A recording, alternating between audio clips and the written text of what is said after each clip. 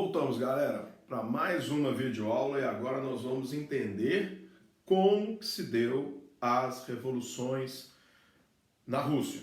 Como eu falei na videoaula passada, nós tivemos duas revoluções, a Revolução Menchevique e a Revolução Bolchevique. Nós vamos entender o que aconteceu e o que as motivou. É lógico que nós vamos lembrar daquela situação da Rússia pré-revolucionária, de atraso, de desigualdade, absolutismo, Domingo Sangrento, formação de partidos, cadetes, mencheviques, bolcheviques e etc.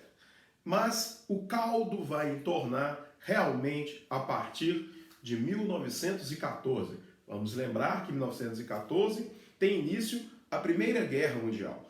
E nós vimos que a Rússia, comparado com os outros países da guerra, era o mais atrasado, era o que estava com mais, ou quer dizer, com menos desenvolvimento tecnológico, econômico, e nós sabemos que para enfrentar uma guerra é necessário ter uma economia forte. E a economia da Rússia nem se comparava com a da Alemanha ou da Inglaterra.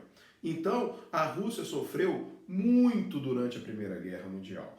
E aquela situação que já era ruim durante antes da guerra, ela fica ainda pior. Pra vocês terem uma ideia, a Rússia foi o país que mais perdeu soldados na Primeira Guerra Mundial. E aí chega o ano de 1900, o final de 1916, a Rússia está aniquilada, gente. Economicamente, militarmente, destruição, mortes, a situação era de quase um caos. Falta de comida, desabastecimento, caos. E aí, devido a essas consequências, vai acontecer uma revolução.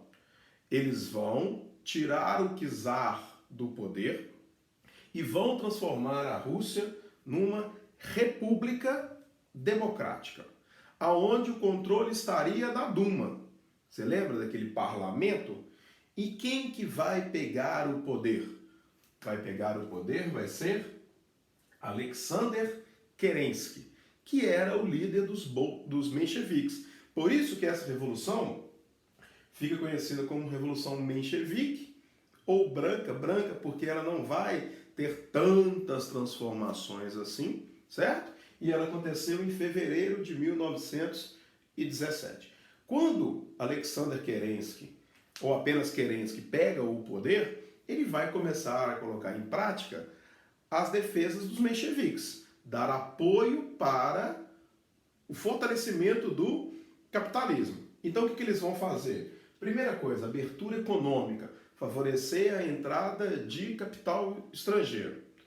É uma medida boa? É, mas só que nós temos que lembrar que estava durante a guerra. Os países, aqueles que poderiam fazer investimentos, eles estavam o quê? Eles estavam em guerra. Então vai abrir a economia, mas não vai trazer grandes transformações. Temos aí, então, a questão de direitos e liberdades, coisas que eram proibidas e que não existiam direitos durante o czarismo, agora a Rússia vai passar a ter. Mas uma medida totalmente contrária ao que a população queria. Eles mantiveram a Rússia na Primeira Guerra Mundial. Duas explicações. A primeira explicação, porque a guerra favorece a burguesia.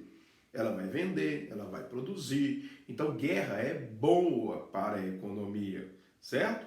Segundo ponto, como já estava em fevereiro de 17, eles já achavam assim, olha, a guerra já está quase no seu fim. Então, vamos permanecer na guerra, porque nós fazemos parte da Tríplice Entente, e após a guerra nós vamos ter alguns benefícios, naqueles acordos do pós-guerra.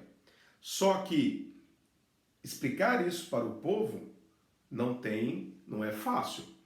E, ao dar liberdades e direitos, ela vai proporcionar o quê? A volta de líderes. Alguns líderes que estavam fora da Rússia por questões políticas, eles têm o direito de voltar. E quem volta com isso? Lenin volta para a Rússia. Lenin era o líder dos bolcheviques. E aí, gente, quando Lenin volta, ele começa a insuflar o povo contra essas medidas e querendo o quê?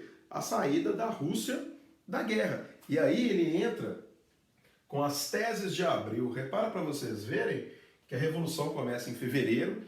Em abril ele lança algumas teses que ficou famosa como as teses de abril. Nada mais, nada menos do que paz, pão e terra. Paz, tirar a Rússia da Primeira Guerra Mundial. Pão, comida para o povo. E terra, trabalho. Então, motivados por essas questões que foram remetidas por Lenin, em novembro vai acontecer uma nova revolução. E aí chamada de Revolução Bolchevique ou Vermelha.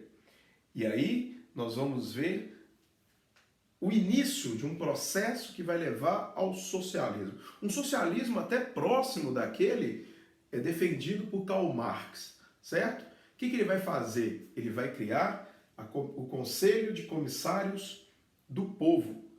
E ele vai entregar o poder aos sovietes. Sovietes, gente, eram grupos de trabalhadores. Então, a partir desse momento, nós temos um primeiro país no mundo onde as ideias socialistas saíram da teoria e começaram a entrar em prática com o governo de Lenin. Belezinha? No próximo vídeo, aí nós vamos falar e tratar do governo de Lenin. Belezinha, galera? Um abraço para vocês. Fui!